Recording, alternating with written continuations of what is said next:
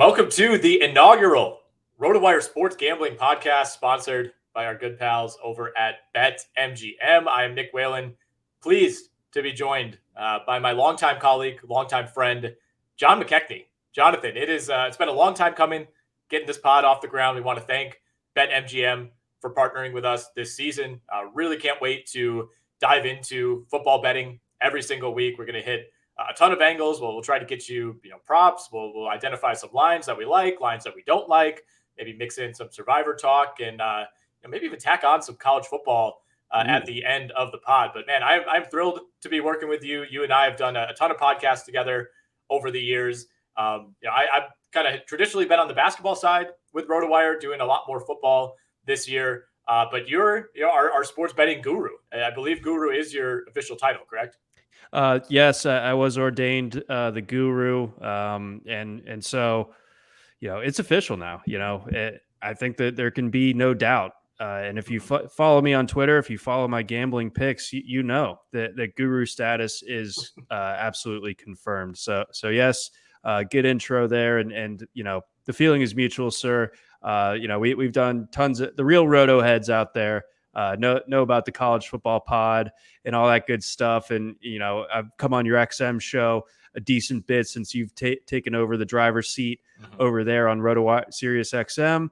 And I think that this is a power couple in the RotoWire umbrella. So I'm excited that we got this going again. And, week one is here. And, this is going to be a really fun season, a really fun project. I think I'm as hyped up for this NFL season as any NFL season since probably like 1999 when the Jaguars went 15-1. And as a 7-year-old, I was, rooting fervently from my parents' living room in northern Wisconsin. But it's going to be an awesome year. I feel like we have so many stacked teams. There's not that many teams that are kind of sitting at the bottom of the league who you're not that interested in. And even those teams, like Atlanta, Houston, the Jets, like they all have interesting players, super fun, first, second year guys to follow. So I think we're positioned very well for a fun NFL season. Real quickly, I don't want to do like 10 minutes on who we are and what our backgrounds are. Nobody really cares. We'll get to the betting talk very shortly. But I think we should at least identify our sports allegiances. So I will allow you to go first. Which teams do you root for? Who are your all-time favorites? Things like that. So I am from Maryland. I'm from the DC area, but my dad is a Baltimore native, and so I was raised a Baltimore sports fan, and that's where I lean to this very day. I'm currently just totally wrapped up in this Orioles season that's come completely out of nowhere and a surprise to nobody. Based on that, I'm also a huge Ravens fan. My dad and I went to Super Bowl 47 down in New Orleans 10 years ago now. That is a awful sentence it felt terrible coming out, but the passage of time, it's wild. But yes, so there's that. Huge Ravens fan. And then I'm a graduate of the University of Georgia, went to a big Southern school, an old carpetbagger move to just go to a big Southern school from up in Maryland. But hey, that's what I did. And glad that I did. And then I moved down to Atlanta after living in Madison, Wisconsin, where RotoWire HQ is, last summer. And that was a good time to be down here because not only did the Braves break their little curse, but Georgia also broke their 40-year curse of not winning a national championship. And I was in the house for that one too, up in Indianapolis. So it's been a good little run for me lately, but we'll unpack my neurosis as it comes to the Ravens for this upcoming season. But those are that's where I lean as far as my sports allegiances go. Yeah, you are kind of a carpetbagger now that I think about it. That's actually a great term to pull out. I went to the University of Wisconsin, and people like you, we would refer to as coasties at UW, infiltrating the campus from either the West or the East Coast. But I am from Green Bay, and yet somehow raised myself as a Jaguars fan. My parents were not pushy enough, I guess, about the Packers.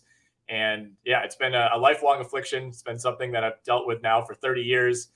But I do find myself, kind of seeping into Packers fandom year after year. It's a lot more accessible for me living here in Milwaukee to get to a few Packers games every year than it is to, head down to the motherland in Jacksonville and get to those games. And obviously the Packers just being a 100 times better product than the Jags for the last 10 years has helped with that as well. But enough about us. Let's get into week one.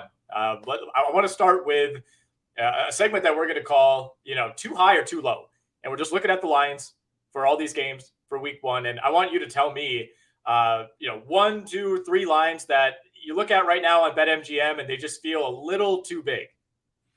So I'll lead us off here, and it dovetails nicely with what I was just talking about. I feel like it's hard to trust the Ravens 7-point favorites in this one. They are on the road. They are going up against a Jets team that's not going to have Zach Wilson. Obviously, their old familiar pal Joe Flacco on the other sideline, now quarterbacking the Jets. But this is a Ravens team that's really, really deeply flawed, and I guess we'll see the extent to which those flaws are going to hurt them, because the Jets are obviously one of the worst teams, or at least expected to be one of the worst teams in football this year. But the Ravens, you come into the year with only really Mark Andrews as your only proven pass catcher. You trade away Marquise Brown, or you would think that, because of that, they're going to be a real run heavy team, and it makes sense with Lamar Jackson. You want to get the most out of that, but you got Ronnie Stanley still working his way back from that injury that happened, coming up on 2 years ago now. So he's not at full strength. J.K. Dobbins, still uncertain on him and how he's going to look in week one if he's out there. And then, I think the rest of it is just a lot of question marks. So I don't know if the Ravens overcome all of that to cover emphatically. I know that John Harbaugh has a really impressive week one record. I think other than last year, that they hadn't lost a week one game in quite some time. I think like back to 2016, something like that. It's not quite their preseason record or anything, but usually they're pretty good week one.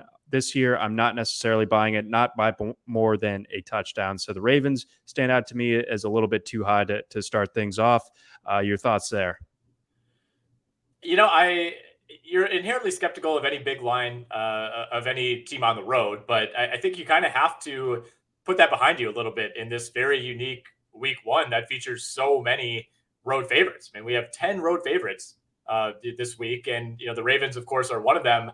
I don't really understand where your skepticism comes from. It might just be the kind of inherent pessimism that any fan who follows a team closely develops over a number of years. But you do know that you're playing the Jets and you're playing Joe Flacco, right? So I think this line could be higher, to be honest. I think if the game was in Baltimore, you'd probably feel a little more confidently about it. I will say I would feel better about this game if it was Zach Wilson under center for the Jets. And now I don't know what that says about the future of that franchise, but there's some like kind of craziness element that, with Joe Flacco going up against his old team, I feel like you have to account for like the 5% chance that he just goes wild against this Ravens defense. And, I think I'll end up, probably tailing the Ravens in this game. I don't think the line is ultimately too big. I'm pretty down on the Jets. And honestly, I'm surprised you're as skeptical as you are of this Ravens team. And, you brought up a good note, like John Harbaugh, he's 10-4 in season openers since taking over. And if you throw out last year's, kind of weird loss to the Raiders on the road, that was one where Las Vegas stormed back and kind of took that one from Baltimore. They had won their previous 3 openers 144-19. So this is a team that typically comes out strong. No, it really is. So that, like, I think you're raising tons of good points there. And, you look at Joe Flacco, you just see a spiteful individual, right? No, so no, he's obviously going to go off. But no, to your point, that's absolutely true. And yeah, it was a tough situation to walk into last year, because obviously the Raiders opened the 2020 season in that new stadium, but they didn't get any fans in there. So last year was the first time that there were fans in the stands. I actually looked at tickets for that game, and it was comparable to what I got into the Super Bowl for, a decade ago. So like it was pandemonium in Las Vegas that last year for that game. But yeah, bottom line, I just think it's a little bit too rich for my blood, but we're about to see. The real test here is not so much the Ravens. It's just like, how bad are the Jets, or how much are they going to improve in year 2 under Robert Saleh? Other lines that I thought were a smidge too high. I'm really sour on the Titans this year. I think that they're the obvious team that made the postseason a year ago that I could see definitely missing out this time around. Again, the Giants probably. It's not that I'm necessarily overrating them. I might be overweighting my pessimism on the Titans, but I think that there's just the drop off with no AJ Brown. This offense just really doesn't have a lot of explosive playmakers now other than Derrick Henry. If the Giants can slow Derrick Henry, they keep this closer to a field goal, in my opinion. So I think that the 5.5, a little bit too high for me. And then we see that the Chiefs, that line has exploded, and it could get even higher as the weekend progresses. And, Rondale Moore dealing with a hamstring and everything like that now, on top of Hopkins being out. I don't know, I don't know if the Cardinals are going to be competitive in this one, but this is a line that was 3.5 all summer in favor of the Chiefs, and now it's 6. Yeah, I mean, that Chiefs line jumped, I think, 1.5 just in the last 24 hours. So, there is that is one to me that's getting a little iffy. It's getting in that zone. And Kansas City, yet another team that we like, but they're playing on the road. One of several big road favorites in week 1. And that always does make you think twice. I'm with you on the Titans. I almost put them on my list. I think, to me, this game is very similar to the Philly at Detroit game, where there's I believe that the Titans are better than the Giants. If this game was in Tennessee, I would feel a lot more comfortable, much like I would Philly and Detroit. But yeah, I think this should probably be closer to Titans 4.5, Titans 4. I think there's enough doubt with what this Titans team, the attrition that they've had on that roster. But at the same time, I also think that, Mike Vrabel is kind of in like the early stages of his like Mike Tomlin run, where the Titans have just become that team where, it doesn't seem to matter who's injured or how much you like the roster or how much you like the quarterback. They've just found ways to win a ton of games over the last couple of years. And I think they're getting kind of some inherent trust here from the odds makers. So I think those are all good calls by you.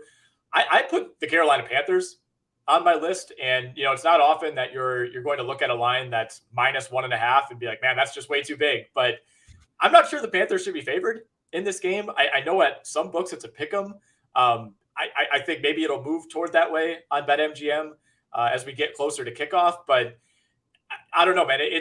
You really have to have faith, I think, in Baker Mayfield, or you really have to believe that the presence of a healthy Christian McCaffrey completely transforms this Panthers team that was just not very good for 90% of last season. And obviously the Browns have their own issues. But I think if the Browns, if they play this game really conservatively and keep the ball on the ground, limit Jacoby Brissett's opportunities to make mistakes, I think they have a really good chance to come out of here with what's ultimately an ugly win, but a road win without your quarterback nonetheless.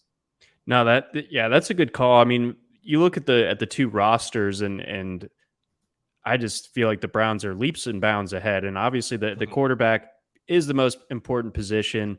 The Browns were pretty comfortable with jettisoning Baker Mayfield with not much compensation for it. Now, yes, I do believe that Baker Mayfield is better than Jacoby Brissett, but that's a fairly low bar that we're setting at Hey that there, point. come on. It's not supposed to be a hot take pod. Come on, dude. I know, I'm just scorching.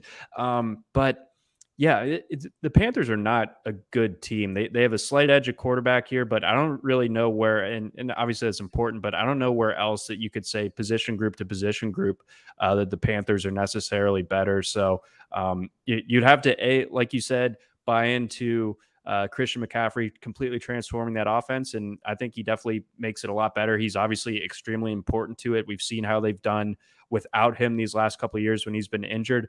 And I think you also, this one may be a little bit more of an intangible. You have to really believe in Baker Mayfield's ability to turn his pettiness and his anger towards the Browns into actual on-field production. Yeah, I wrote in my Beating the Book column, which you can find on RotoWire.com, that it feels like Baker's either going to play the best or the worst football game of his entire life on Sunday. He's either going to go out and throw 7 touchdowns and the Panthers are going to win by 50, or it's going to be a complete disaster and he's overhyped himself. I mean, I really wish this game was in Cleveland. I think that would raise the stakes to an unbelievable degree. But it's going to be a really fun game to watch. I think, to the untrained eye, it might be really ugly, but in terms of the storylines on the field, I'm looking forward to that one. I do want to sneak a quick total in there that I think is a little too high. Packers-Vikings sitting at 47 points. To me, that's a little too high. Jeff and I kind of broke this one down a couple times this past week on the XM show, and we're still kind of going back and forth. I still don't know who I'm going to bet in that game. I think I'm going to lean Minnesota, but for the first time in a very long time, you have to take into account how good this Packers defense will likely be. So I don't think we see this explosive game from Dalvin Cook and Justin Jefferson in that offense. at the same time, I also don't think we see an explosive game from the Packers offense because I don't trust these receivers. Alan Lazard still very shaky at this point. And, I think if the Packers win this game, it's because they're able to do it on the ground with A.J. Dillon and Aaron Jones. And if that's the case, you're running a bunch of clock. I think this Packers offense is just going to look a lot different than it has the last couple of years. So whoever wins this game, I see it being, 24-21, 24-20, 23-17, something like that. I don't think we go over that 37-point total. Yeah, I mean that is a big number, and certainly one that would have been attainable in years past. When the Packers were high flying, you expect them to be scoring closer to 30 points, and the Packers defense maybe a little bit leaky, giving up some big plays to peak Adam Thielen, that type of thing. Not that Justin Jefferson is any slouch. He's he'll never be peak Thielen. No, I mean tough, but. Yeah, I think that the defensive point here, and then also, that there's the game script element that you bring up, where if the Packers are having success on offense, it's unlikely to be, through this really like big play, pass happy aerial attack. It's probably long sustained drives with AJ Dillon and Aaron Jones is kind of like pounding the rock. So that just shortens the game a little bit, and that further steers the under potentially into play. So that's an interesting one. I hadn't considered it quite that way, but now you have my full attention. I should clarify, it's 47 points. I think I said 37 a couple of minutes ago, but 47 is the total in that Green Bay at Minnesota game. So we like under 37 too. Yeah. Let's switch. Let's go to the other side now. Lines that are a little too low for you. And I'm actually going to start here because we've already discussed this game, so we don't need to rehash it too much. But I have Ravens -7 as maybe a little too low. I don't think it should be a whole lot higher, but I think that could be 7.5. It could be 8. I mean, again, it's Joe Flacco. Understanding that there is some potential absurdity element here. If you could put that aside, I really don't see the Jets competing in this game. It's hard for me to do that, but I know you feel differently. So I'll give you one last chance to kind of tamper my excitement about the Ravens for week 1. It's more just, I think that the Ravens, their offense going up against a defensive minded team like the Jets, that's obviously Salah's calling card.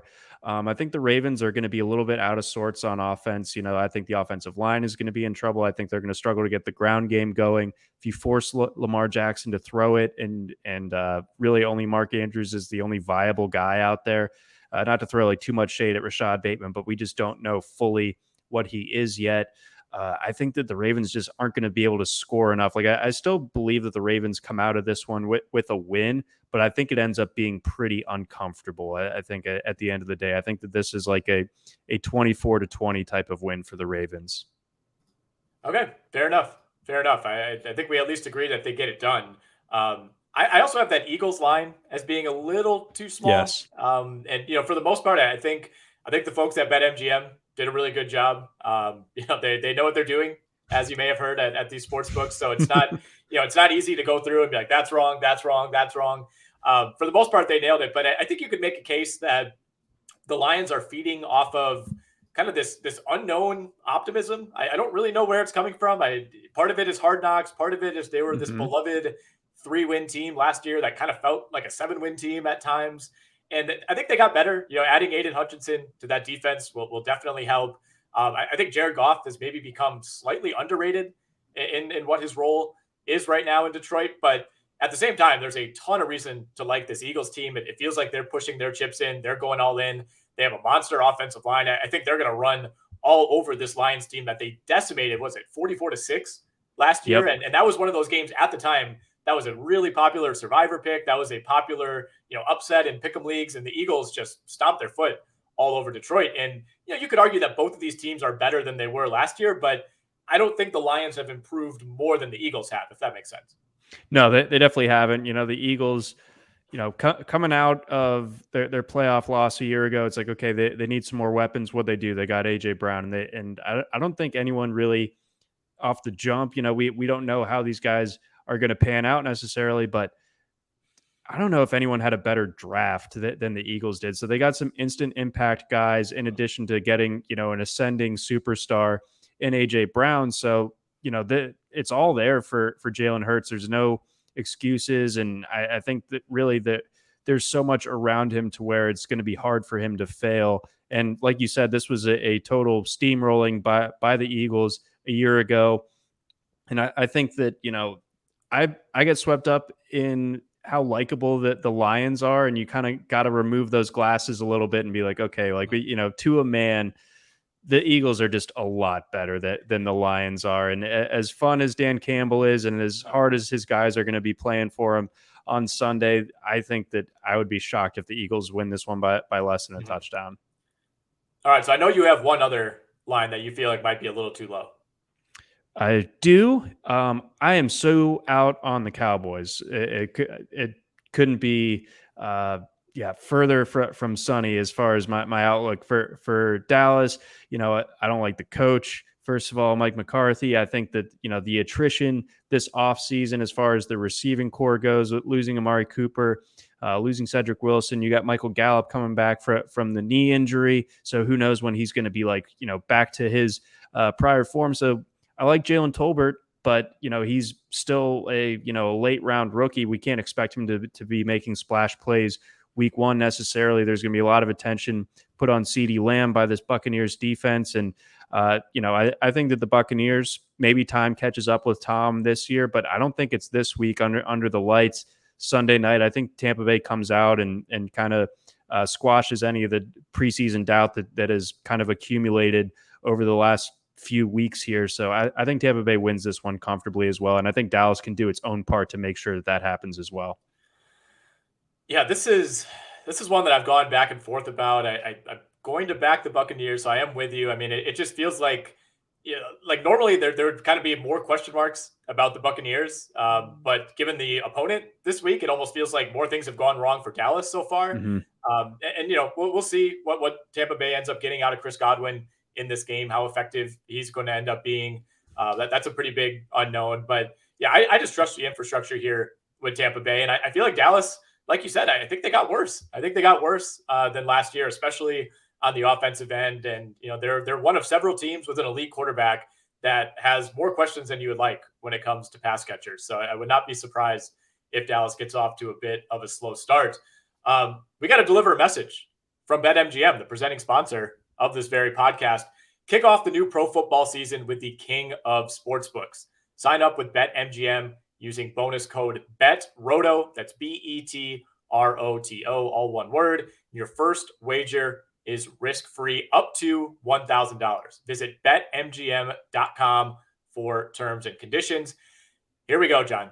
Arizona, Colorado, Illinois, Indiana, Iowa, Kansas, Louisiana, Michigan, Mississippi, Nevada, New Jersey, New York, Pennsylvania, Puerto Rico, Tennessee, Virginia, Washington, D.C., West Virginia, Wyoming, or Ontario only. I will not be reading that list again. Hit the 15 seconds back if you need to. I thought I was listening to like the Johnny Cash "I've Been Everywhere" song. You must be 21 years or older to wager at BetMGM, 19 or older if you're lucky enough to live in Ontario. This is a new customer offer. All promotions are subject to qualification and eligibility requirements. Rewards issued as non-withdrawable free bets or site credit. Free bets expire 7 days from issuance. This excludes Michigan disassociated persons. Please gamble responsibly. Do you have a gambling problem? Call 1-800-NEXT-STEP in Arizona, 1-800-522-4700 in Colorado, DC, Kansas, Louisiana, Nevada, Wyoming, or Virginia. The number in Michigan is 1-800-270-7117, 1-800-GAMBLER in Indiana, Maryland, New Jersey, or West Virginia, 1-800-BETS-OFF in Iowa, 1-800-981-0023 in Puerto Rico. You can call 877-8-HOPE-NY or text HOPE-NY in New York. Call or text the Tennessee Red Line at 800-889-9789 in Tennessee, or call 1-888-777-9696 in Mississippi. In Ontario, if you have questions or concerns about your gambling or someone close to you, please contact Connects Ontario at 1-866-531-2600 to speak to an advisor free of charge. Sports betting is void in Georgia, Hawaii, Ohio, and Utah, and other states where prohibited. Promotional offers not available in Nevada and New York. Whew. All right. Champ. Let's move on. Well done. Let's move on. Yeah, that was. We might have to trade off that read week to week, just for like the sake of my lungs. But or like a side, we got to have like a side bet for it. Like a side bet is it like how many times I have to take a break, how many numbers I mess up, or what? I think no, like we'll like pick a game, a wager of some sort, and yes. and then whoever comes out on the losing end gets to do their ad read. There we go. Yeah, maybe. Well, we're going to give some best bets at the end of the show. Maybe we, if somebody loses their best bet, then they're automatically, doomed to have to read that mouthful. But a lot of important information, nonetheless, in there. And if you do have a gambling problem, make sure, you're calling one of those numbers. Anyway, I want to move on to some season-long props, and we'll check in on these throughout the year. But of course, a lot of these season-long bets and futures are put in prior to week one, so bigger now than ever.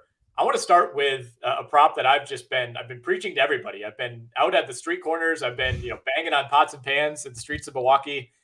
I like Aaron Rodgers under 31.5 pass touchdowns this year. And it's a low number. I think BetMGM, once again, knows what they're doing here. There's a reason that this number has sunk in this low.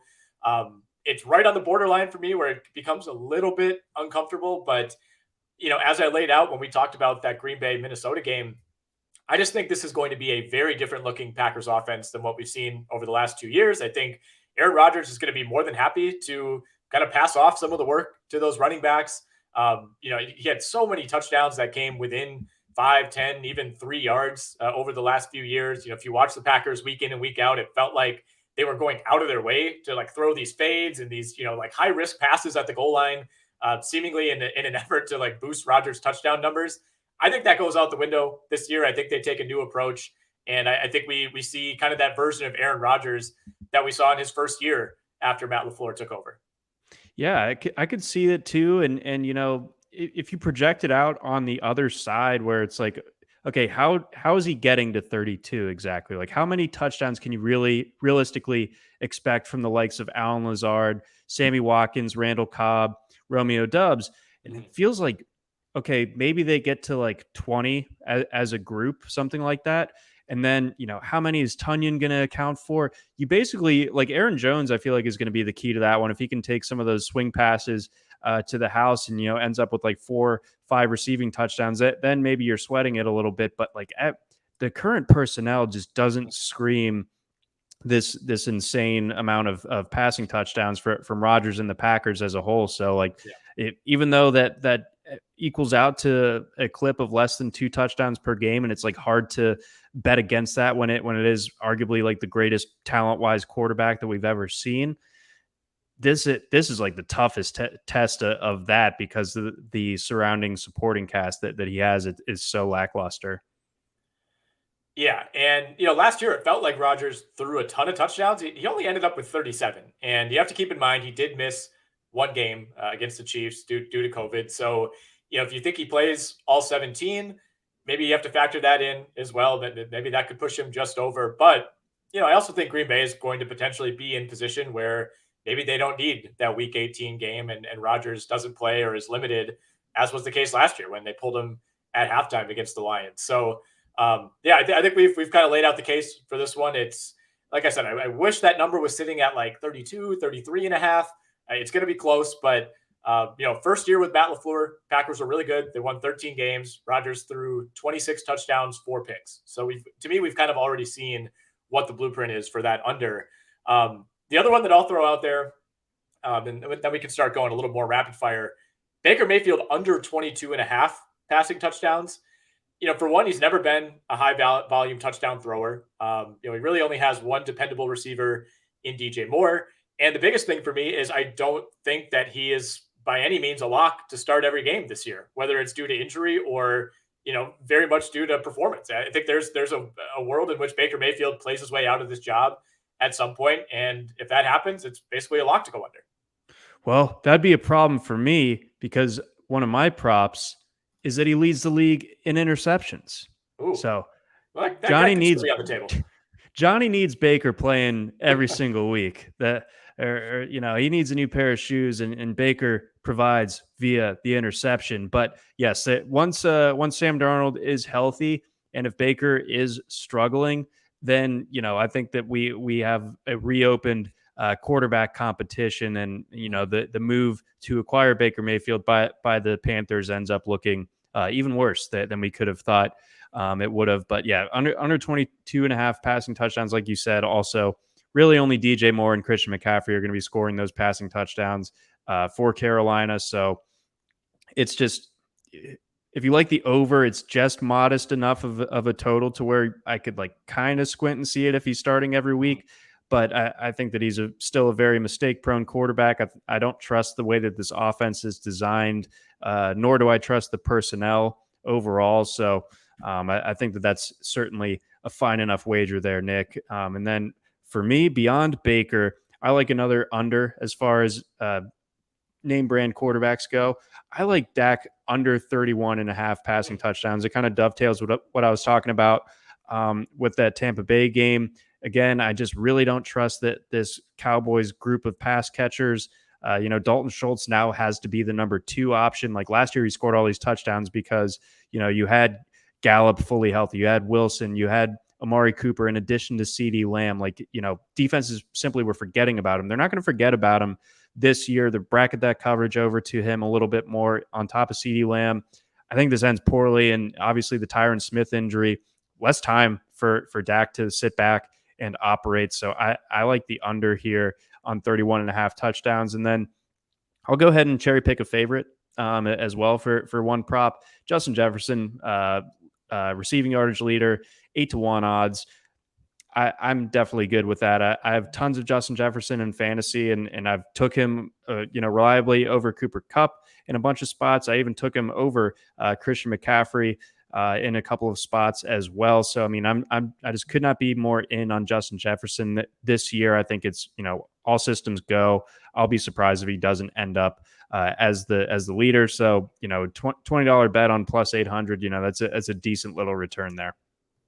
Yeah, I love that one. I mean, if he stays healthy, it's hard to kind of see that not happening. And that's saying a lot considering the season that Cooper Kupp just had, but it's so difficult to repeat that. Really the only like recent example that you could find. I mean, Antonio Brown was pretty dominant for like 3 or 4 straight years in the middle of the last decade. But really none of those seasons, touched what Cooper Kupp did last season. But nonetheless, yeah, I think I was talking about this with some friends in the group chat the other day of like, I think I made the Cooper Kupp Nikola Jokic comparison where like everybody acknowledges that Cooper Kupp is awesome. And, in terms of the numbers, he was the best receiver in the league last year and it wasn't close, much like Jokic was the best player in the NBA last year and it wasn't close. And yet I feel like if you polled 100 football fans or you even polled each NFL team, I feel like most people would rather have Jefferson. I think you would too. And this kind of a dumb-brained way of like measuring this out, but it's like, what's your favorite Cooper Kupp moment from last year? Do you have one? No. 7-yard curl, well, I think some people would be like, running a really crisp slant. Yeah, that's true. He's not flashy by any means, and yeah, for some people you need that, and Jefferson has that in spades. Derrick Henry to lead the league in rushing at 6-1 at BetMGM. I don't love the odds here. I feel like you maybe should be getting a little more on this, considering he's coming off the injury and there's a healthy amount of skepticism. But before he got hurt last year, he was on pace for another big time elite season. He was like 13 yards per game ahead of Jonathan Taylor. So had he played a full season, would have easily led the league in rushing. For me, this one, I kind of feel the same way as I do about Jefferson, but maybe even a little more confident. Like if you could guarantee me that Derrick Henry plays every game, which again, I understand is not a guarantee by any means. I just feel like it's a lock. I think he's that good. He's that dominant, and they need him more than ever. And, other teams, I think are a little more cautious about workload and, mixing in other backs. Like Tennessee, as long as Henry is healthy, they have never had that problem. No, sir. If he plays every game, who else even comes within 70 carries of him as far as like rushing volume, just sheer attempts go? Like the wheels are coming off before the Titans like try to, lighten his workload. I think that, he's really the only guy I feel confident is going to have more than 300 carries this year as long as he's playing every week or only misses one game. Whereas, everyone else, even like a Najee Harris who dealt with a foot thing during training camp, like that, he's the only guy really there in Pittsburgh. But even still, I just feel like it's got to be Derrick Henry, like as far as just that volume. And it's not just the volume. I know we talk about it and how that kind of differentiates him from other elite backs for fantasy purposes, but Derrick Henry's still really stinking good too.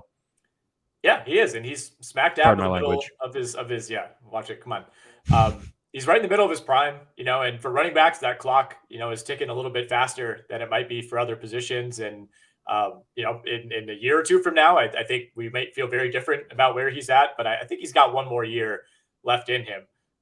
Again, all the odds that we're referencing on this pod via BetMGM. You can go to BetMGM.com. You can use the BetMGM app and make sure you're using our promo code BETROTO, BETROTO.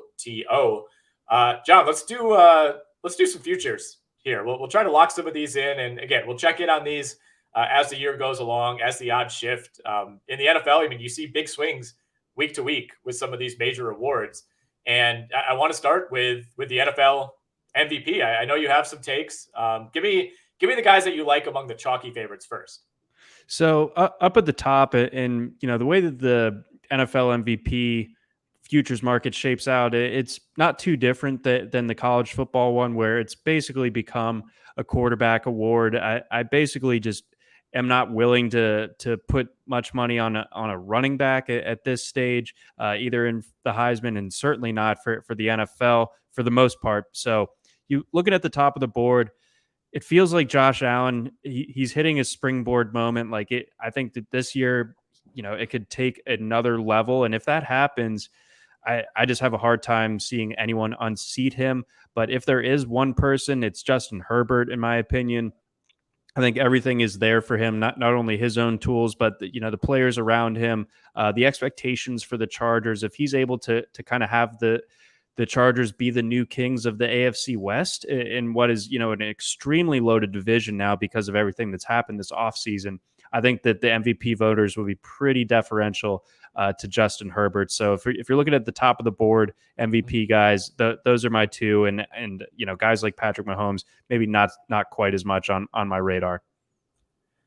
Yeah, those are good calls. I mean, they're near the top for a reason, for sure. I think it's tough because it feels like this is like normally you would have a guy like Josh Allen or Justin Herbert who's like the clear, ready. As long as he has a very good season, everybody wants him to be the MVP. But it feels like both of these guys are in that seat right now, right? Like, Josh Allen and Justin Herbert, if they both play well, maybe it just comes down to who has more team success. And, in that situation, I think I would probably end up leaning toward Josh Allen as the slightly better bet. I mean, you're not getting quite as good of odds. He's at 7-1 at BetMGM, Justin Herbert at plus 850. So similar, but I think the Bills have a higher floor as a team and arguably a higher ceiling as a team, given what their schedule looks like compared to the Chargers having to play in the AFC West. But I think both these guys have fantastic seasons. I would also look into Joe Burrow at 12-1. It's tough for me to, say nice things about another rival big cat team in the Bengals, but I do feel like there's been a fair amount of disrespect. There's been a lot of, like this team had an incredible run to the Super Bowl, almost won the Super Bowl. And then after they lost, it felt like everybody decided like, oh, that was kind of a fluke. They're just not that good. I'm like, I think they're really good. I think every member of that offense is still ascending. They're all young. They're all going to grow together. They should be just as good, if not better, this year. Like they had some weird games early in the year, really didn't hit their stride until late in the season. And I think Joe Burrow has already established himself as somebody who's going to be, in the top 5 at his position, in the top 5 when it comes to MVP odds at his position pretty much every year. So, there might not be a ton of years going forward where you could get Joe Burrow at 12-1 right now. So I like him a lot. I like Russell Wilson at 14-1. I think there's some serious narrative potential there. Switching teams, he's finally got his own system. He's away from Pete Carroll. Like I think you could see people, Russ himself, trying to kind of get you into that narrative. But if you're looking at guys who are a little bit longer odds, you want to find some value, who do you point to? So looking down the board a little bit, and yeah, the Russell Wilson call is interesting, definitely with him moving over. the Rocky Mountain way, right? Of in the post John Elway era is just go get an extremely good quarterback somehow. Like you get Peyton Manning to come to your team, get Russell Wilson to come on over, and then just draft terrible quarterbacks when they're not there. But I guess that's a discussion for another day. But yeah, I do expect good things from Russ this year out in Denver. Sticking in the AFC West, so we've basically covered our bingo card for that division. But if Derek Carr, if this addition of Devontae Adams unlocks this Raiders team, I think that they are. I think they're probably projected to finish last in this division, just because of how strong everyone else is. And if they come out and win it, I think that's going to speak volumes about Carr, and I think that there will be the potential of him being in that MVP discussion. Jalen Hurts, this is more of just this hinges on him fully breaking out. Again, now that you have guys like AJ Brown, you got Devontae Smith entering his second year, you got a great offensive line, you got a good team overall around you. You should win your division. All of that stacks up to if Hurts throws 30 plus touchdowns, runs for another 10, and is that dominant type of guy statistically, then I think that he's going to be tough to keep out. I don't think he has quite like the Lamar Jackson season from a couple years ago as far as the dual threat goes, but I think it's on the table that he has a very, very strong year. And then it probably isn't a strong bet. And again, I was talking about running backs and how it's not likely for them, but Jonathan Taylor, if he gets over 2,000 yards, I think it's going to be something to at least consider as far as the MVP voters are going. Indianapolis, I think, is going to be a playoff team, given how weak the rest of that division is, except for the Jags, of course. Except for the Jags, 17-0, baby. You mentioned the Raiders, and to confirm, they are not only projected to finish last in that division, but at BetMGM, they're a distant fourth. When it comes to the best odds to win that division, plus 650 for the Raiders. Next, I don't hate that lowest, bet. Yeah, I don't either. At plus 650, I mean, the Broncos are plus 260, Chargers 230, Chiefs 170. So, certainly a much better value bet in a division. I think that could end up being really close.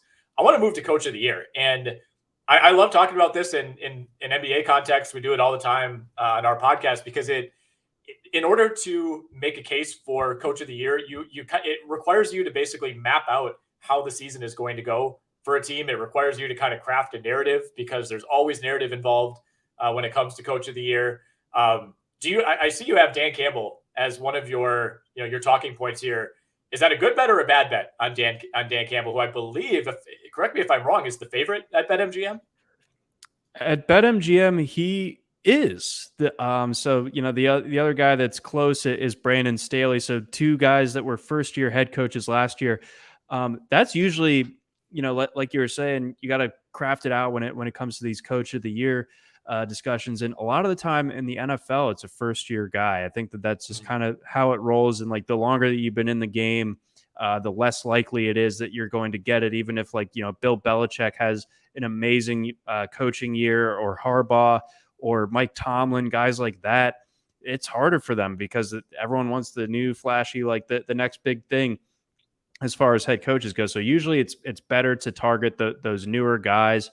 But I think Dan Campbell, again, this is a Lions team that's not expected to make the playoffs, but this really isn't a great NFC North. If they're able to sweep the Bears, split it the rest of the way between the Packers and the Vikings, and they're in the hunt late in the season, I think people are going to be really willing to be like, wow, what a great job by Dan Campbell. I can see it. I don't love it. I think they to win Coach of the Year, you have to have a good season. You can't win Coach of the Year winning 6 games. And I don't think the Lions are going to be that good. I think they're going to take a step forward from last year, but I don't think you can finish, probably a distant third in your division and maybe be 7-10 and win Coach of the Year. I think there'll be stronger cases out there. So I get why he's the favorite. Obviously this kind of just goes hand in hand with all the momentum that this franchise seems to have, but I could see him winning it maybe 2 years from now. I don't think the Lions are going to be quite good enough. The bet that I think I like most right now is Kevin O'Connell. He fits the the checkbox of first year head coach. If you read those comments from, I think it was Terrence Newman, who was on staff in Minnesota, referred to Mike Zimmer this past week as Satan.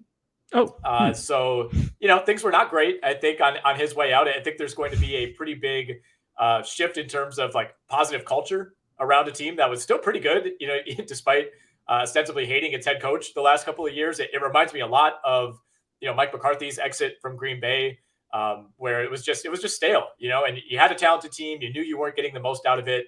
And then, a fresh face comes in, and all of a sudden, you go from being kind of this middling team without a direction to winning 13 games the next year. So I think Kevin O'Connell could have that kind of effect on the Minnesota Vikings. And if they win the division, let's say if they're a game or two ahead of Green Bay at the end of the year, maybe that's enough to push him over. I would also throw out Nathaniel Hackett in Denver, kind of hand in hand with the same case for Russell Wilson for MVP. If Denver wins that division, first year head coach, there's a ton of momentum there. I actually think Matt LaFleur in Green Bay at 25-1, it feels like he should have won it one of these last couple of years, and he hasn't. In fact, there's a big article a couple of weeks ago kind of diving into that, and almost one of those articles that's like setting him up to win it. So getting him at 25-1, I think is pretty good odds. And then I'll also throw out there Sean McDermott at 25-1. Like I think the Buffalo Bills probably have the best chance to finish with the best record. I think they're the best team top to bottom. I think they'll pretty easily win their division. And if you look back at some of the recent winners, it's kind of a perfect mix of, sometimes it's someone like a Matt Nagy, where you just have a surprising season. You're better than most people thought you would. Kind of same with Kevin Stefanski in 2020 with the Browns. Even last year, Mike Vrabel winning it with the Titans. They had a bunch of injuries, still were a good team. Other times you get a winner like in 2019, John Harbaugh, when the Ravens won 14 games, or Jason Garrett in 2016 when the Mavericks, the Dallas Cowboys won 13 games, or 2015, Ron Rivera won it when the Panthers went 15-1. So sometimes, like if you're just far and away the best team in the league, the award goes to you. And we see that in the NBA all the time. Like when the Warriors won 73 games, it's not like Steve Kerr did this masterful coaching job. They just had the best roster, and they were the best team in the league by a mile. And it automatically goes to you. So if you think the Bills are going to go like 14-3 and no other team wins more than 12 games, I think it could fall to McDermott kind of by default. No, I really like that angle there because, it is true. And we have really recent precedent on it, like you said, with Harbaugh and the Cowboys, that Panthers team with Cam at the peak of his powers, MVP, and, MVP on that 2019 Ravens team. If Josh Allen, kind of, again, like carries them to the best record in football, MVP caliber season, then you could easily see the Bills as kind of like having one of those like clean sweeps as far as the awards go. Yeah, exactly. I think that's the case for the Buffalo Bills. And speaking of Super Bowl odds, Bills at 6-1. It's not the greatest odds in the world, that's for sure. But again, you talk about a team that has a really nice path in its division to at least get into the tournament and have a high seed and be in a really good position to win some of those games. You kind of by the time you get to the playoffs, maybe you only have to play one of those teams from the AFC West on your way to the Super Bowl. So I really don't even mind betting the Bills at 6-1. But who are your favorite bets if you're trying to mine a little bit more value? Yes, I do like the Bills as well. And it's sort of a process of elimination for me. Like you look at the top of the board over at BetMGM, I'm out on the Bucs winning it all. I think that the window is closing to closed. The Chiefs, I think there's just too much unknown after Tyreek Hill is gone. I think that really changes the shape of that offense in a negative way. I don't think the Rams are quite built to repeat. They're not deep enough. They were able to stay so healthy last year for the most part. That kind of stuff doesn't always last. So I'm out on them. Packers, we kind of dove into our reasons for skepticism on the Packers earlier. Chargers, this is more just following the Chargers for long enough. They just always find a way to screw it up. So like I'd be out on them. So I just feel like the Bills, even though like you said that, it's not the greatest ROI, I just feel like that it's their championship to lose at this point. So I like the Bills. But other long shot, I do kind of like Indianapolis. I think that, the division's going to be very winnable for them. I like Matt Ryan a lot. I think that's a really good addition. That's a strong offensive line, great run game, of course. I think the passing game, if one guy emerges opposite Michael Pittman, that's really a dynamic offense. So I think that Indianapolis, it's a well-built team all around. Carson Wentz obviously couldn't deliver it, but Phillip Rivers dragged basically most of this roster to the postseason 2 years ago. I think that Matt Ryan can just kind of like help elevate this Indianapolis team, make them a legitimate contender in the AFC. And if they get past the AFC, then I would like them against almost anyone in the NFC. Yeah, that's a good call. In terms of longer shots, the Bengals at 20-1. I think there's some decent value there. And the Eagles at 25-1. That's a number that, let's say the Eagles come out in week 1 and smash the Lions and they get off to, a 3-0 or 4-0 start. You can see that number plummeting over the next few weeks. So I think if you're a believer in the moves that the Eagles have made and the upgrades that they've made on both sides of the ball, I would say, lock that in now on BetMGM. Promo code BetRoto, by the way. Offensive Rookie of the Year. This is, I would say without a doubt, at least since I've been in the sports betting biz, the weirdest Offensive Rookie of the Year race of all time. You have a not even a first round pick who is now the lowest odds at BetMGM in George Pickens. You have some like guy that people had no idea who he was coming out of the draft in Romeo Doubs at 12-1. It's just a really, really weird rookie class with, every year it feels like you have 1 to 5, or I should say at least like 4 or 5 quarterbacks in the first round. And a lot of those guys end up starting right away. And typically it's just like whichever of those quarterbacks does the best is going to win the award. But we don't have that this year. And we might not get it at all. I think at some point Kenny Pickett takes over, but we'll talk about him in a second. Who are your favorite bets right now if you're handicapping this strange Offensive Rookie of the Year race? Yeah, it's very difficult, and it's changed, so much over the course of these last few months. Guys like Garrett Wilson used to be near the top, or Kenny Pickett. Kenny Pickett's still up there, but I'm not really understanding why necessarily. But for me, I've been on Olave. He's been floating around plus 1,100 to plus 1,000. He's at a plus 1,000 right now. I just feel like the pathway is so clear for him to be a right away contributor that I have a hard time seeing him at least falling out of the race. I think he's going to be in it this entire season. Damien Pierce has obviously skyrocketed over the course of the preseason. He's plus 1,100 at BetMGM now. I do like that a fair bit. I think that there's a very strong chance that he ends up leading all rookies in rushing. And if the Texans somehow are decent, then that this works out pretty nicely for Damien Pierce. And I can't believe I would say this now because I was so out on it early on when the odds were released. But you look at Treylon Burks now at plus 1,400. Now I'm a little bit more interested. When he was shortly after he was drafted and he had all that hype, I was completely out on it. But now we're talking about the number of plus 1,400. If it does end up clicking for him, then I think that's a nice bet as well. Yeah, I think the process that Jamar Chase went through this time last year gives me hope for Treylon Burks, right? Where like people were down on Jamar Chase going into week 1. And, within like 2 weeks, it was very clear that all of that was misguided and he was going to be just fine. And, chances are, Treylon Burks doesn't have that type of explosion and that type of season, but there is at least a path for a guy kind of struggling, not finding his way in the preseason, and then turning it on in the regular season. So I like that call. I'm on Olave as well, 10-1. I think that's, especially if you think Michael Thomas is not going to be able to make it through this season health-wise. There's a world in which Chris Olave emerges as the number 1 receiver in what could be a pretty productive offense.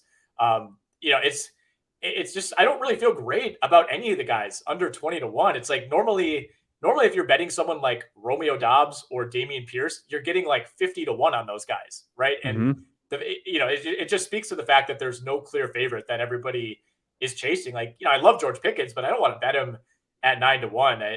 I think for me, this is maybe one that you kind of stay away from for a couple weeks and wait to see how things shake out. I do want to finish on Pickett though.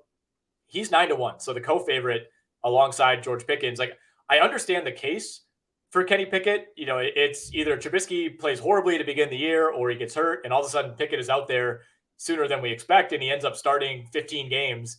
And, just by virtue of like being the only rookie quarterback, if he has even mild success, maybe that's enough to get him the award. But again, 9-1, I mean, you're betting on a guy who was listed third on the depth chart a week ago, and he's the co-favorite for Rookie of the Year.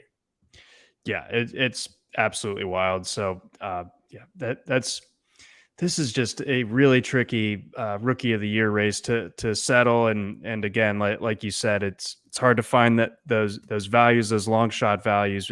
I mean, I think the betting market just in general and the odds makers have just gotten so sharp with it that it's hard to find like that real like plus 2,500 guy with like a a puncher's chance at getting there. Yeah, very well said.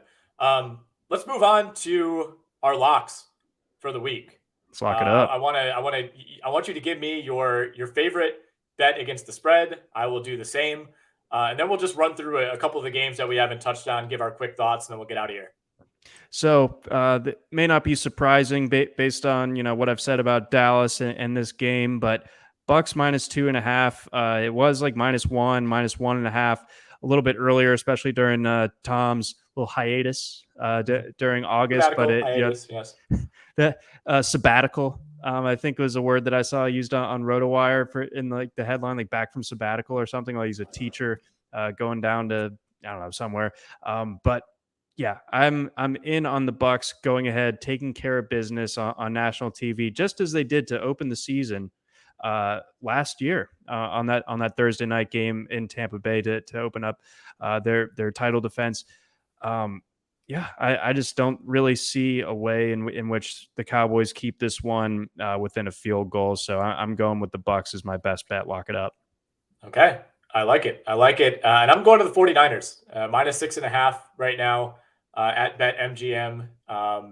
We haven't really talked about this game all that much. We did a lot on Ravens Jets. It's a similar matchup to me. Although the big caveat here with the 49ers is you have a pretty significant question mark at quarterback. We'll see about George Kittle as well, but a lot to like, of course, about Trey Lance, but we've only seen him in 2 starts so far. I keep going back to what he looked like in that late season start against the Houston Texans, and they got off to a really, really slow start in that game. It looked like for a while there, maybe Houston might pull the upset, and then really over the course of 60 minutes, the 49ers just massive advantage in talent on both sides of the ball pulled through. And I think we see a similar result. I wouldn't be surprised if Chicago looks okay early on. Justin Fields is running around, moving the ball. I think I would be even less surprised if San Francisco struggles to move the ball in its first few possessions. But I think in the second half, we see the 49ers pull away. And for me, this is just about, how bad I think this Bears team is going to be, and certainly the talent on the other side for San Francisco. So I'll take the Niners. You will take the Buccaneers. We'll have to come up with something else for the read if we both end up hitting our locks. But if one of us loses, then that'll be the punishment, at least for week 2.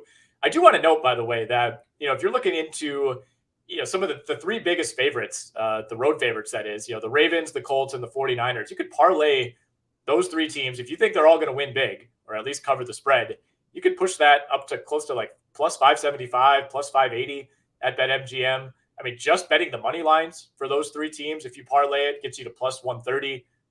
So make sure you're playing around on BetMGM and getting the best value that you can, especially if there are a handful of games that you feel really good about. But are there any other games that we haven't touched on, John, that you want to get a word in? I think we've kind of nailed it as far as these intriguing ones. I'm interested, I guess, to hear your thoughts on what I think might be the best game of the weekend overall. I want to hear your thoughts on Raiders Chargers, because I don't know if I can get with the Chargers covering. I think there's a decent chance that the Raiders win that game outright, and we get to see this new look Raiders offense, and we get to see maybe the Chargers finally living up to their potential. So I think there's that, plus the fact that it's a divisional game. There's always some good juice in this rivalry. So your thoughts there? Well, at first I thought you were setting me up to talk Jags Commanders when you said game of the week. So I need to recalibrate for a second. That's behind the paywall. That's like on our special Patreon. Well, I think Raiders Chargers is in the late window. So at least, you don't have to, if you're not a 2 TV household like myself, you don't have to worry about it. You can watch both. Don't worry. I like the Chargers in this game. I don't think it's going to be easy. That's for sure. I'm starting to feel like the Raiders are becoming really underrated. I think, just by virtue of playing in that division, I think everybody kind of looked at how great we think the Chargers will be, the improvements that Denver made. Obviously, you always have the Chiefs, and people just said, well, the Raiders are the Raiders. They'll just finish fourth.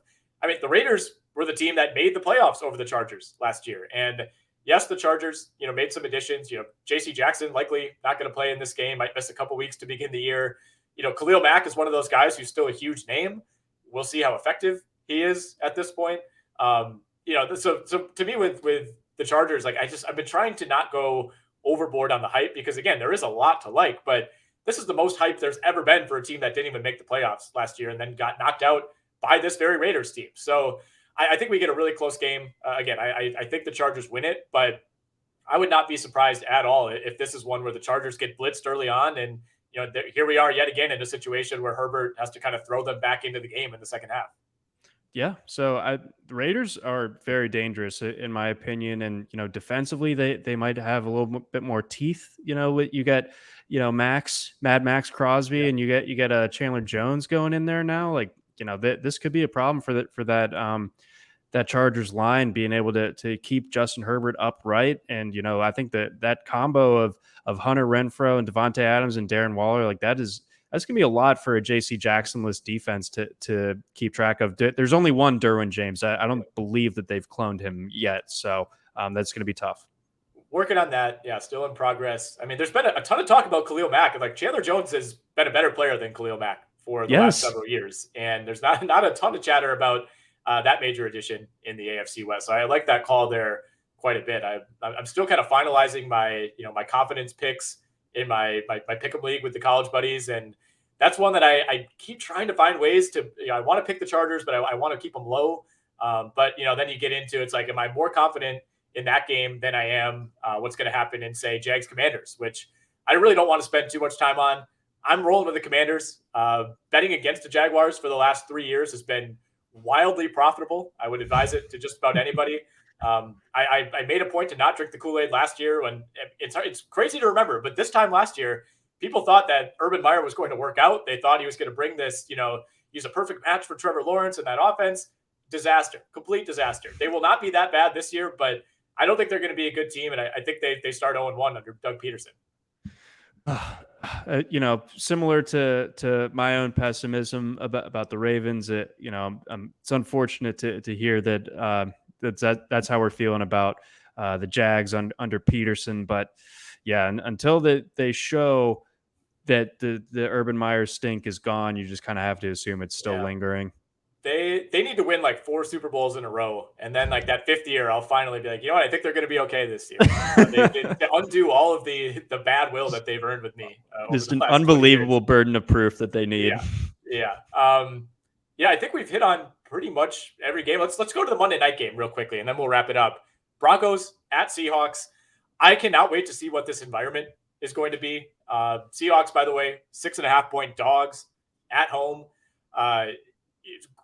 First of all, kudos to the schedule makers for giving us this on Monday night. If this game was in Denver, it would still have some appeal, but the fact that it's in Seattle, I think really adds to the intrigue. I think it's going to be more of a hostile environment than people expect. It's not going to be Brett Favre coming back to Green Bay or LeBron's first time back at Cleveland. It's not going to be anything like that. But I don't think this is going to be a glorious homecoming for Russell Wilson. I think there's still a decent amount of vitriol here, and I think the fact, especially that Seattle's not really bottoming out, and they want to push through and prove that they can still win games without him. I think it'd be a little different if they had traded Tyler Lockett and traded DK Metcalf, and clearly they were heading in to some sort of rebuild. Then it's a little bit easier to maybe just kind of let your mind wander as a fan. But I think Seattle, they want to prove that they could still be a viable team without Russell Wilson. So I like the Broncos to win this game, but I don't think it's going to be a complete romp. I think it's going to be a hostile environment for Russ. Yeah, no, it absolutely is. The fact that this is a seismic trade that's so fresh, and then it's Russ's first game outside of Seattle, and it's right back to where he came from. It's just it's beautiful, like you said, by the schedule makers. I just don't. Yeah, I'm confident in the Broncos for this season, but this really is a tough spot, and 6.5 is a lot to cover on the road.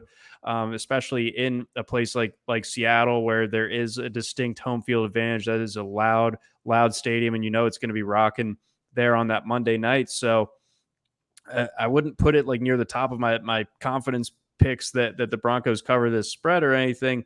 But I do believe that, that this game gets a little bit ugly, a little bit tense. I think the Broncos come out on top, but, I think there's a pretty decent chance that the Seahawks, even though they are limited and, you got Geno Smith back there and everything, they make this one a little bit interesting when it's all said and done. This game doesn't end up being the laugher that maybe it should be on paper. All right, we're going to talk some college football. Again, make sure you're using BetMGM app. You can go to betmgm.com, browse the odds, place some bets, and make sure you're using our promo code BETROTO. That's BETROTO, BETROTO. Jonathan, week 1, college football, ton of action all last weekend. We had games seemingly every single night for like 5 straight nights. A little bit of I wouldn't say a letdown week in week 2, but kind of let the schedule breathe a little bit. First of all, any quick reactions from week 1? And once we move on from that, I want to get into some of your leans for week 2. Yeah, I mean, coming out, I thought that I was very excited to see the backyard brawl back. I love a good regional rivalry, and when one gets frozen for like over a decade, the way that Pitt, West Virginia did, seeing it come back on that Thursday night, kind of having the stage to itself was a lot of fun. But beyond that, I think we see a clear separation between the top 3 teams in college football and everybody else. I don't think that there's really a case to say otherwise, or that the number 4 team is close to the number 3 team or the 2 team, however you want to slice it. Alabama looked just as dominant as ever. I mean, they pitch a shutout and also hang 55 on a Utah State team that was good last year and had its quarterback back, everything like that. Georgia doing something that, other than Ohio State against Michigan State last year, basically hasn't been done between ranked teams, or at least between Power 5 teams, scoring a touchdown on their first 7 possessions. Just ridiculous efficiency on Georgia's offense. So if the offense can kind of catch up to where that defense was a year ago, smooth over some of those losses that they had on the defensive side of the ball, then Georgia's going to be a lot to contend with as well. And then Ohio State winning a slugfest, I thought that was good for them. I think Clemson is clearly a step behind those type of teams. I think the Clemson defense is phenomenal. I think the offense is going to be what drags them down, unless Cade Klubnik ends up being the dude there. But that's a difficult political decision that Dabo is going to have to make. He hasn't always done that correctly as far as his quarterback management and pulling ripping the Band-Aid off for when it's time for the next man up to really take it on. Did it well with Trevor Lawrence. Didn't do it so well with Deshaun Watson. We'll see how it shakes out with DJU and Klubnik. And then I think I'm interested to hear your thoughts on this, but is Florida back? I don't think Florida's back. And quick shout out to Kelly Bryant, by the way, a casualty of that Clemson quarterback carousel for a while there. But no, I don't think Florida's back quite yet. I think we've jumped the gun on teams like Florida, including Florida, I should say, being back a number of times over the last few years. So no, I'm not quite ready to go there. They certainly look good against a very, very good Utah team. That was one of the most fun games to watch. I love Anthony Richardson. No complaints about that. But you got to do it for you have to at least do it for one season before you're back. I don't think one game can completely resurrect you at this point. I think we've had that conversation about teams like Texas and USC so many times, and in fact, they have never been back to date. So I'm skeptical to get there with Florida, but monster win for the Gators to begin the year. Huge. As someone who definitely bandied about the idea of playoff team Utah, that was a kick to the pants. And I'm not the biggest Florida guy in the world, but you got to call it what it is. It's an impressive win for Florida. Billy Napier, first game, pretty good as far as Florida goes. But those are the main takeaways. LSU going to be pretty far away from that 2019 type of dominance. Well, we'll see what happens. I think Brian Kelly, nobody likes Brian Kelly. I think people are a little bit too ready to pile on him no matter what. So I don't know. We'll see what comes of his tenure down there on the Bayou. Always felt like a weird fit to begin with, but obviously it couldn't have gotten off to a much rougher start than playing the way that they did, then having a chance and then blowing it, and then having like all the special teams things that also fueled, second guessing whether they should have kicked the extra point in the first place. My goodness. So yeah, that game was, oh my God, for a Sunday night standalone. I loved how bad and strange that game was. All right, so let's look at week 2. Like I said, we don't have quite as many bangers on the schedule this week. Alabama, Texas, I think in terms of the programs involved, is the very, very clear headliner. But I think there's a feeling that this could be this week's version of Ohio State, Oregon, right? Where you got Alabama going on the road to DKR in Austin as 20-point favorites against Quinn Ewers and the Longhorns. So we'll start there, and we'll kind of matriculate our way maybe to some games that we think might be a little closer. I think Alabama covers very comfortably. I think that this is the type of loss that makes everyone question Steve Sarkisian in that hire. I think it's the type of loss that makes whoever is signed at Texas maybe think twice about it. Although with NIL now and everything that goes into recruiting in that sense, maybe the bag is still too good in Austin to pass up, even if that the product on the field is a little bit less than what it should be. And I think it could also even stir some doubts as to why Quinn Ewers was rated as the best high school quarterback ever, dating back to Vince Young. I mean, I think that this is going to be really a brutal loss for Texas, and that it's going to be at home. It's going to be that big noon kickoff, everything like that. I think Sark, having worked for Saban too, Saban's going to really kind of take it to him. And I think that Alabama has the horses to do exactly that. I think Bryce Young is just on another level. I think you also have a couple freshman offensive linemen for Texas trying to hold up against Will Anderson and Dallas Turner. Yours might get sacked 7-8 times in this game. I think it could be a romping. I think it could be something like Bama pushing 50, and I think Texas staying under 20. Yeah, it kind of has that feel, and you said it at the top of this segment. The biggest thing that it feels like continues to happen year after year is this further separation from the top 3 or 4 teams and everybody else. It's jarring to see a 3 versus 7 matchup, and it's a 45-point differential. But that's kind of where we are, in terms of how the recruiting has fallen the last few years. So I'm with you on that. I'm certainly not one to go against Alabama in these situations, especially with Saban, going against one of his former assistant coaches. That never seems to end well. What other lines pique your interest this week? So we do have a couple other interesting ones. Wake versus Vandy. I think it is where this will be maybe the only time this year.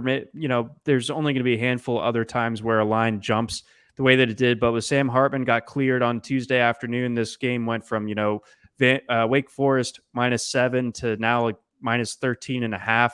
That's a huge difference. The type of difference in a point spread that can only be made by a quarterback, either going out or coming back.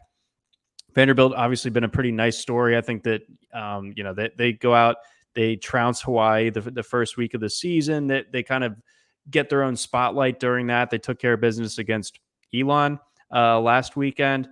That's a really good Elon team.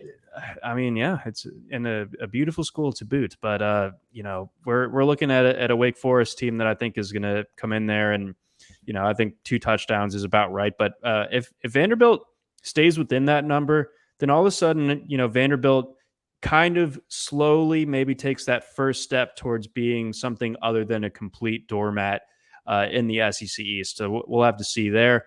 And then UT, Tennessee versus Pitt. I really like this matchup. I think that they're two kind of Spider-Man memes of each other in a little ways within the SEC and the ACC, although Pitt obviously had a bit more recent success than Tennessee has. But Tennessee on the road, giving 6, I still like them. I'm really in on this Tennessee team. I think that the experience that they have, the offense that they run, it's going to be tough for Pittsburgh to stop. And I think on the other side, it's important to note that I'm very skeptical of Keaton Slovis.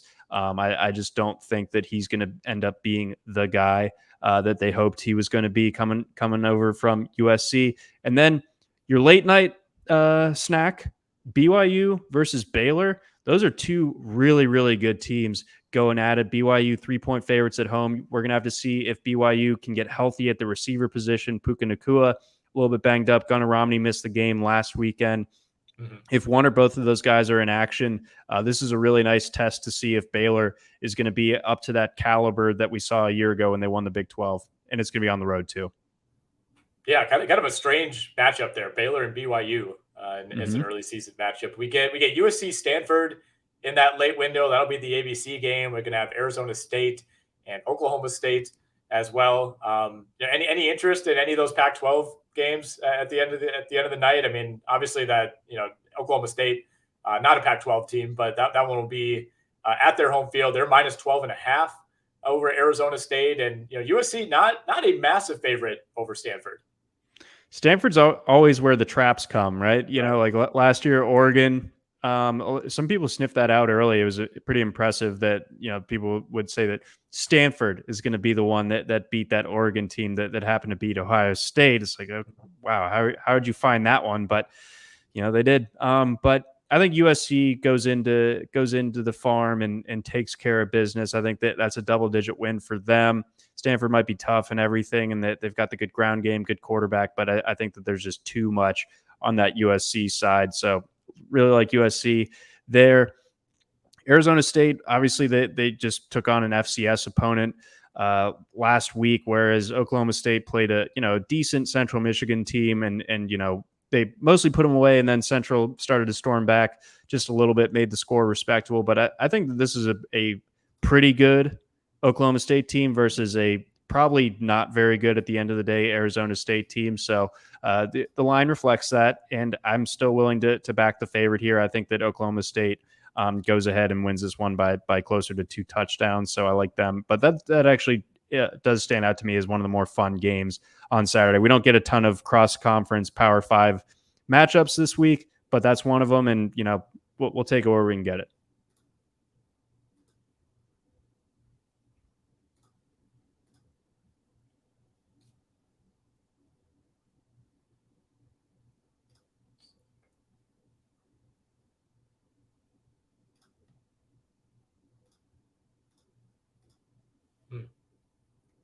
Well, I think I might have lost you there.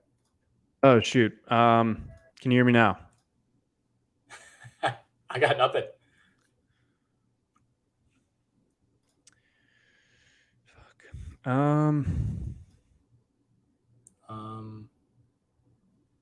That's so weird. Hold on.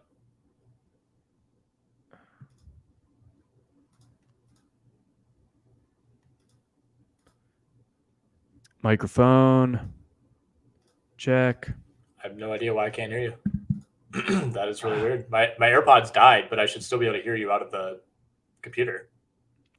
Oh, I don't know what to do about this. Let's see.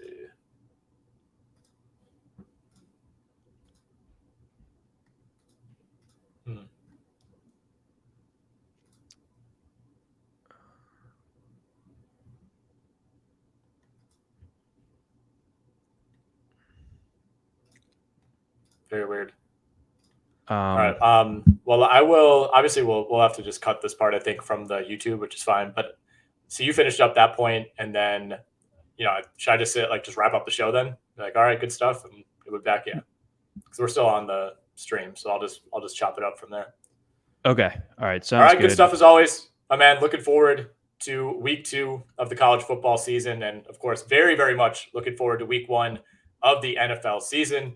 Keep listening with us all throughout the NFL season. We will be coming to you weekly, every single Friday afternoon. Again, make sure you're using BetMGM.com or the BetMGM app, and our promo code is BETROTO, BETROTO. We'll be back next week. Looking forward to a fun weekend of football.